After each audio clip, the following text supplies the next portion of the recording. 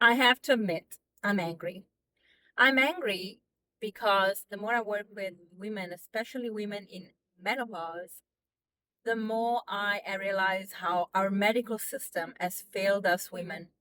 And I'm speaking particularly about the generation that is in menopause now and has been in menopause for at least 10 years because they were the ones not served at all by the system. After the Women Health Initiative, everything became a fear mongering message when it came to HRT. And these women were robbed from the opportunity to even consider it when some of them would have been great candidates and would have benefited from it a lot. Now, I'm not saying HRT is for everyone, it's not appropriate for everyone. There are caveats, there's a medical history to look at, and it needs to be done with a practitioner who understands HRT and also will look at your overall health and risk assessment. And everything comes with risk. But I find it pathetic that we have black boxed HRT when we are freely, literally freely giving contraceptive pills to every woman who doesn't even know what the risks of it is. There's not just one. So it blows my mind. This just shows the hypocrisy of the system. Now, thankfully, if you like me are in perimenopause, are you in your 30s, late 30s and 40s, you have an opportunity to change the narrative that as we get older, things get worse.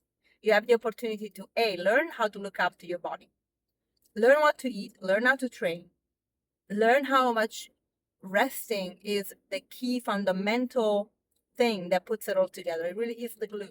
If you don't rest, if you don't sleep, you can do anything and it won't work. How nurturing your nervous system is a key component of this. And again, it's very linked to stress as well, to stress and to sleep as well. And at the same time, considering HRT if needed. I always go for let's try naturally first because depending where you're coming from, just changing your diet and lifestyle might be enough. But if you need more because your levels are just too low, they tanked, your adrenals are not able to pick up the job of your ovaries after going into menopause, well, maybe it's time to really work on that stress and support a little bit with extra hormones. But being aware of it, discussing, and then doing the right labs and talking to a practitioner who gets it. Everything really needs to be weighed out and balanced out because you are unique, your body's unique, your needs are unique, your risk factors are unique. So I'm angry that women were not served, but I'm hopeful that as I start working with women myself, as I'm a woman myself going through this transition, as I learn more and more, share more and more, the opportunity is there for us to change the narrative completely. That is empowerment. This is what I'm offering to you. And I promise you something. I am not going to gatekeep any information. All I want you to do is actually learn what I know so that you can have your conversations with your OBGYN, your endocrinologist, your doctors, whoever you're seeing for your specific condition with empowerment and knowledge and never feel gaslit.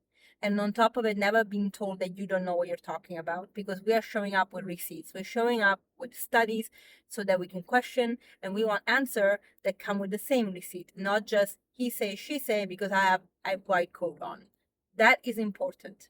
So if you're standing with me on this, please follow my Substack, follow me here on Instagram, be part of the community, join the inner circle. Let's talk about these important issues.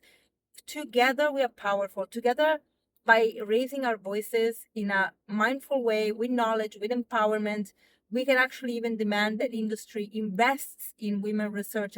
Okay, rant is over. Follow me, talk to me, challenge me. Let's have a conversation. I love you. Bye.